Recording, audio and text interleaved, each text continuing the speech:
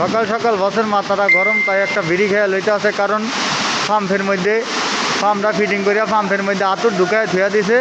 প্রথমবার সকালে আয়া পাম্প চালু দিছে মতনই দেখে আতুরের শব্দ কুটুর কুটুর করিয়া বাজে। আবার কাটিয়া পাম্পটারে ঠিক করলো, ঠিক করিয়া দেখতে আছে যে এটার মধ্যে আসলে একটা আতুর হান্দায় থুইছে।